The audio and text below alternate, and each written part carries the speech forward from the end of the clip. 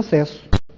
Igual essa questão que eu falei da senhorinha que está indo lá pedir a complementação de aposentadoria dela, de complementação, tem juiz que não se dá por competente, tem juiz que se dá por competente, trabalhista.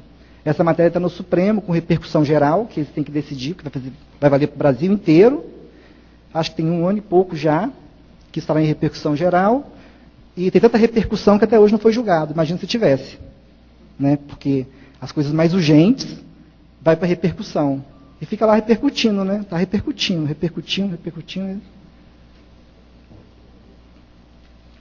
Então é isso. Pois bem, nós, juiz do trabalho, nós tínhamos uma certa antipatia com o INSS.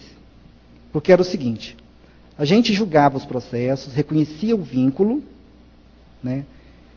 E nós, alguns juízes, falávamos assim, ao invés de mandar ofício para o INSS, a gente manda o dinheiro logo.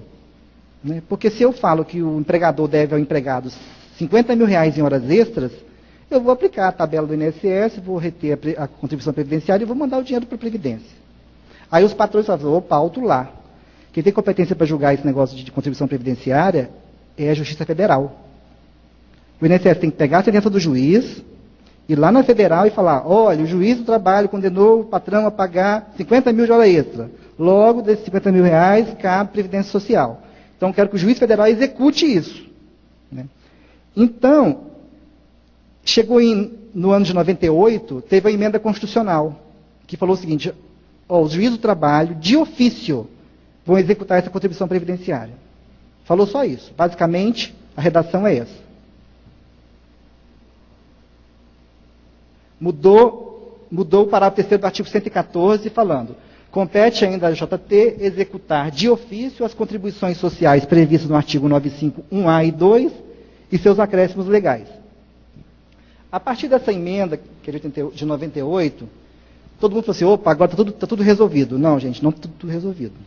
A lei é assim.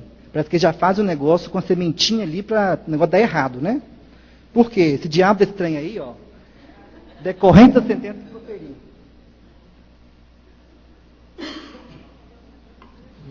Aí os patrões começaram a falar, alto lá, eu não vou pagar essa conta não. Por quê? Vamos supor que o juiz fale o seguinte, olha, o rapaz trabalhou para ele durante 15 anos, não assinou a carteira desse sujeito, eu vou reconhecer, né, o vínculo durante 15 anos. E nesses 15 anos, eu só posso julgar os últimos 5 anos. As verbas condenatórias, porque prescreveu. Nos últimos 5 anos, esse sujeito ele tem que receber 50 mil reais de horas extras. Então, como funciona? Ele declarou o vínculo. Os salários que ele recebeu nesses 15 anos, era para o patrão ter pago a Previdência. Não pagou. Estava na informalidade. Como é que fica a redação desse negócio? Tem juiz que fala, olha, eu vou executar esses 15 anos, vou pegar tudo que ele ganhou, aplicar as contribuições previdenciárias, e vou aplicar também em cima dos 50 mil que condenei. E vou mandar o dinheiro tudo para a Previdência. Aí os patrões começaram a reclamar. Falaram, não vou pagar essa conta. Não vou pagar isso, porque aí é demais, eu já estou pagando esse trabalhador, e ademais o juiz do trabalho não tem competência para executar isso não. Põe isso lá na Federal. Aquele mesmo argumento de antes. Só que aí, gente, quando aprovou isso aqui, porque imagina, o INSS não é aparelhado. Eles não correm atrás de processos de pequena inspeção econômica. Um procurador do INSS vai entrar com uma ação para cobrar R$1.000 de contribuição previdenciária? Não vai. Isso vai lá para um limbo e fica lá. E aquilo prescreve, né? Porque o Estado tem um prazo também para cobrar o que é devido. Nós, juízes do trabalho, somos mais rápidos. Então, o que aconteceu? Nós começamos a arrecadar muito dinheiro. E aí entrando dinheiro, e vai entrando dinheiro, e mais dinheiro, que a dinheirada vai dinheiro, e aquele dinheiro o INSS começou a receber o dinheiro. Né? Só que aí, os patrões continuaram reclamando daquele negócio. E foram ao Supremo. Aí o Supremo falou, olha, não, isso aqui quer dizer que o juiz só pode executar em cima daqueles 50 mil que ele condenou. A competência para executar aquela previdência incidente sobre o que ele ganhou no curso do contrato tem que ser lá na Federal, execução fiscal, outro juiz, outro processo, tudo mais. Então, começou a briga do nosso Tribunal Superior do Trabalho com o INSS. Por quê? Nós tínhamos fixado entendimentos que executávamos tudo. Por isso que os patrões foram ao Supremo Tribunal Federal reclamar do nosso Tribunal Superior do Trabalho.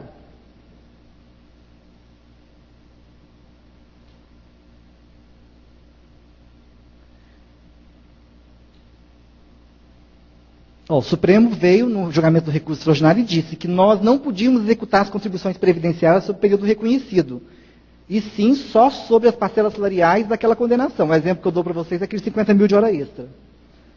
Quem faz muita hora extra aí, hein? 50 mil, hein?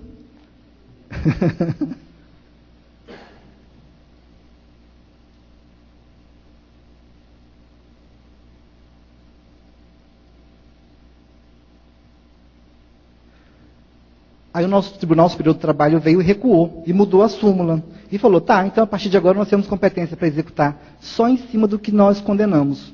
Período reconhecido, não. Não temos competência.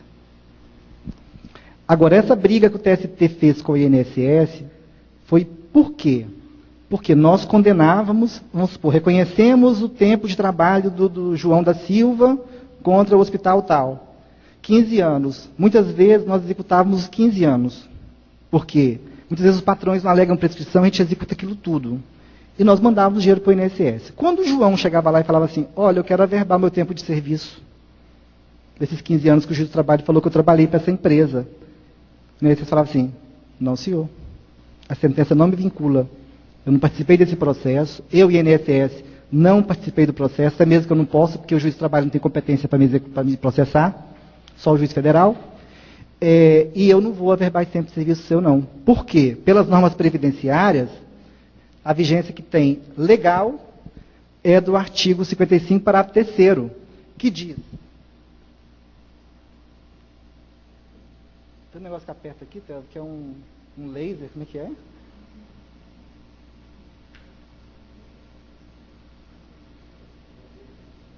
O verde? Eita, trem, ó. Por quê? Por esse parágrafo 3º do artigo 55 da Lei 8.213, se eu cair aqui ninguém vai rir, né? Diz o seguinte, que essa sentença, que a prova de tempo de serviço só vai ser aceita pelo INSS se baseada em início de prova material. A prova material contemporânea ao contrato. Então, vamos supor, eu trabalhei para a empresa tal na década de 80, 85. Você tem um recibo de 85? Você tem um depósito bancário que diz que a empresa depositou na sua conta? Você tem um documento que você assinou na época que você era do RH da empresa e você assinou aquilo ali dizendo que, como empregado, aí a gente pode reconhecer esse tempo como tempo de contribuição, esse tempo de serviço. Se for só testemunha, ou se o juiz do trabalho condenou a empresa por confissão, por revelia, isso não vale para o INSS. Né? Então é o seguinte, a dinheirama que está no INSS, que eles receberam, eles não sabem muito bem o que fazer com aquilo. Por quê? Tem um monte de dinheiro lá e que não está vinculado a nenhum segurado. Tem um fundo lá. Eles criaram tipo um fundo. No fundo está lá o dinheiro. Né? Aí...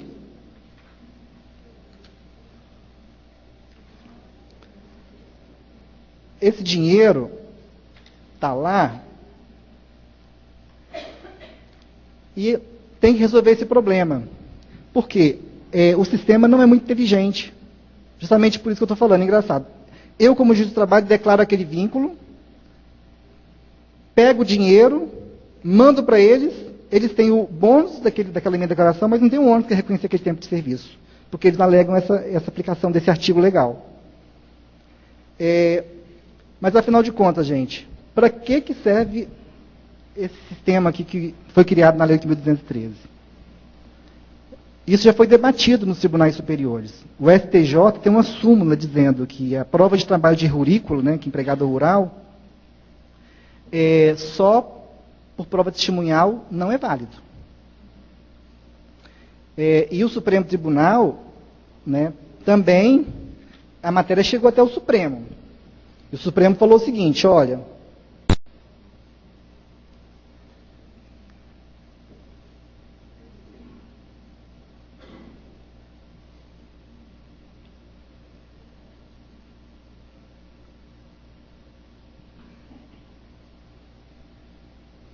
Não, não é isso não.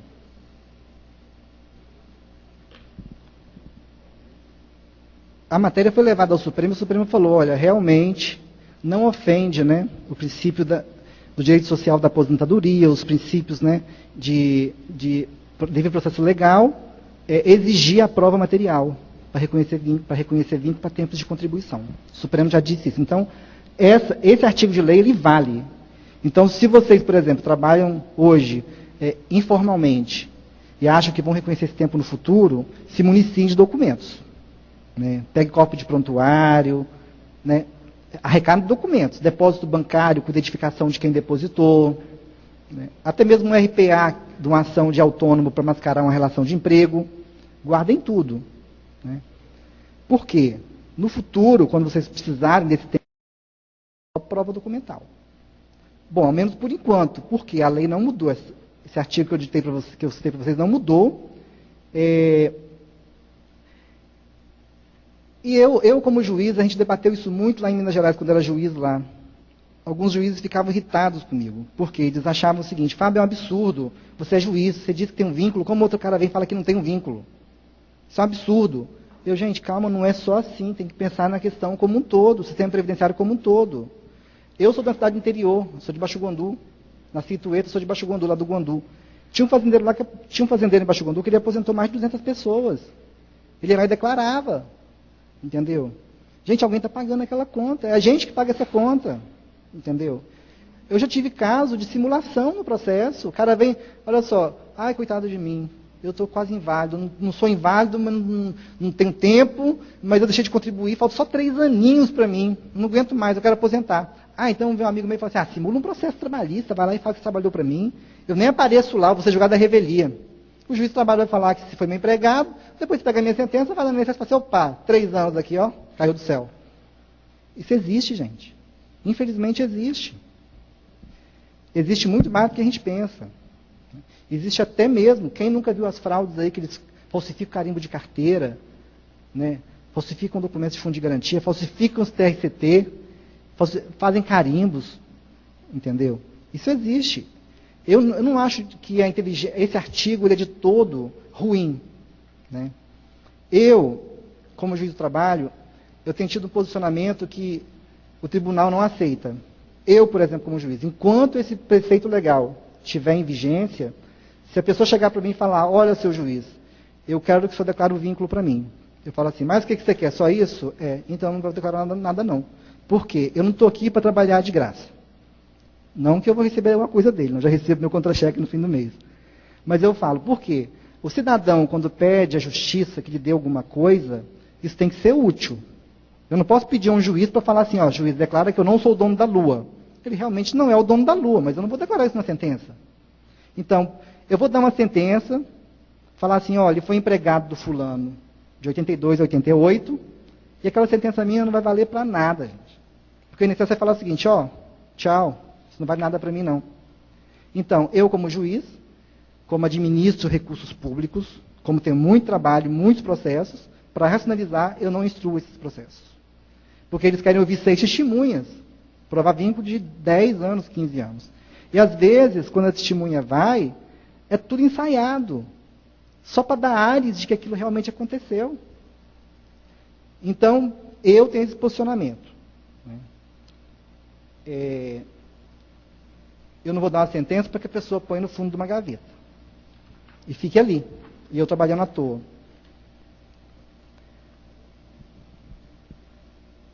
Eu não sei, eu acho que a solução atual, ela não é muito boa.